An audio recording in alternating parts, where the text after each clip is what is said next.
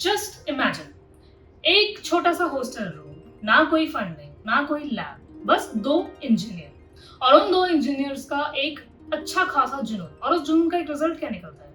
एक ऐसा ड्रोन जो 300 किलोमीटर पर आवर की स्पीड से उड़ता है, रडार भी उसको नहीं पकड़ सकता है और at the end of the day army का दिल जीत लेता है। So we are back again with another inspiring story of the decade, you can say. और वो भी इस एपिसोड में ऋतकीज पॉडकास्ट के। मैं हूँ कृति सिंह। मैं हूँ रिंकी घोष। हम एक ऐसी स्टोरी शेयर करने वाले हैं जो कि सुनने में थोड़ा सा फिल्मी लग सकता है, but it is 100% real and true. Just imagine एक छोटा सा हॉस्टल रूम, ना कोई फंडिंग, ना कोई लैब, बस दो इंजीनियर और उन दो इंजीनियर्स का एक अच्छा खासा जुनून। और उस जुनून का एक रिजल्ट क्या निकलता है? एक ऐसा ड्रोन जो 300 किलोमीटर पर आवर की स्पीड से उड़ता है, रडार भी उसको नहीं पकड़ सकता है और at the end of the day army का दिल जीत लेता है। ये कहानी है हैदराबाद के बिट्स पिलानी के कैंपस की। वहां पे एक हॉस्टल रूम में दो स्टूडेंट्स 20 इयर्स के, एक का नाम है जयंत खत्री जो कि है अजमेर से और वो है मैकेनिकल इंजीनियर बैकग्राउंड के।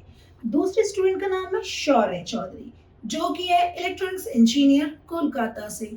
उन्होंने बैठ के कुछ धमाका किया और उस धमाके का रिजल्ट हुआ एक ड्रोन जो कि 1 किलो वजन तक भी उठा सकता है और बिल्कुल सटीक निशाना लगाता है। इन दोनों ने मिलके एक स्टार्टअप कंपनी स्टार्ट की जिसका नाम रखा अपोलियन डायनामिक्स।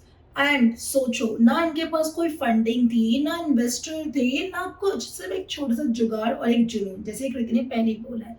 तो उन्होंने क्या किया? इन्होंने ऑफ द शेल्फ पार्ट्स खरीदे मार्केट से।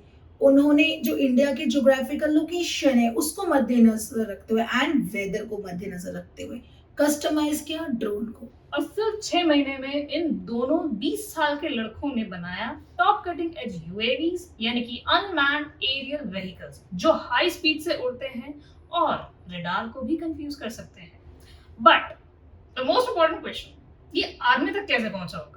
वेल, इसकी भी एक अलग ही कहानी है। जैसे कृति ने क्वेश्चन पूछा, क्वेश्चन बहुत अच्छा है कृति, अब इसका आंसर भी सुन लेते हैं। जब उन्होंने ये बनाया तो ऑफ कोर्स ही बात है, आपको मार्केटिंग करनी पड़ती है। ये हर चीज का एक फर्स्ट उसूल होता है। तो उसी के साथ उन्होंने करी कोल्ड ईमेल्स और लिंक्डइन पे पोस्ट, और उससे उनकी किस्मत बदली जब एक आर्मी ऑफिशियल ने उनको देखा, उनको रिवर्ट किया और उनको बोला अपना प्रोजेक्ट की डेमो दो। और फिर क्या था? जैसे इन्होंने डेमो दिखाया, उनका डेमो बहुत पसंद आया और फिर अब ये एक नेशनल प्रोजेक्ट ही नहीं बल्कि एक नेशनल एसेट भी हो चुका है इंडिया का। इनफैक्ट इसका इफेक्ट इतना ज्यादा था कि अपोलियन डायनामिक्स अब ऑफिशियल रूप से एक कंपनी बन चुकी है और उनका जो सबसे चर्चित प्रोजेक्ट है उसका नाम है कॉमिकीज ड्रोन, जो अब इंडियन आर्मी की फील्ड्स पे भी यूज होता है। अब जब क्वेश्चन उनसे पूछा गया जो इनसे कि आपने ये ड्रोन बनाने का आइडिया दिमाग में आया कैसे और क्यों ही बनाया, तो उन्होंने बहुत अच्छा आंसर दिया। उन्होंने ये बोला, फॉरेन से ड्रोन्स जो मंगवाते हैं वो तो बहुत एक्सपेंसिव पड़ते हैं, वाई नॉट हम इंडिया में बनाएं, जो कि ऑफ कोर्स अफोर्डेबल भी है। लेकिन अपोलो डायनामिक्स ने जो इंडिया के लिए ड्रोन्स बनाए हैं उनकी जो सबसे ज्यादा खूबियां में से 3 मोस्ट इंपॉर्टेंट है कि वो हाई स्पीड है, बहुत अच्छे से उड़ते हैं, सेकंड उनको रडार भी नहीं पकड़ सकता है, एंड थर्ड हैकेबल भी नहीं है। So guys, the moral of the story is कि भाई जो भी ये लोग कहते हैं ना कि भाई हमारे पास तो पैसे ही नहीं है, हम कैसे कर सकते हैं, हमें इन्वेस्टर चाहिए, फंडिंग चाहिए, इसकी जरूरत नहीं है। अगर आपके इरादे हैं पक्के तो आप कुछ भी कर सकते हो और उसके बाद अपने सपनों की उड़ान भर सकते हो। ये कहानी सिर्फ एक ड्रोन की नहीं थी, ये उन 2 बच्चों की कहानी है, उन 20 साल के बच्चों की जिनको सिर्फ ज्यादा कुछ नहीं पता, लेकिन ये पता था कि हमें कुछ तो करके आर्मी की मदद करनी है, इंडिया को प्राउड फील कराना है। जैसे ही कृति ने बोला, ये एक इंस्पायरिंग स्टोरी की तरह आप ले सकते हो। 20 इयर्स के 2 स्टूडेंट्स अपने हॉस्टल रूम में बैठ के, ना फंड्स, ना इन्वेस्टर, ना कुछ, बस इरादे से उन्होंने काम किया।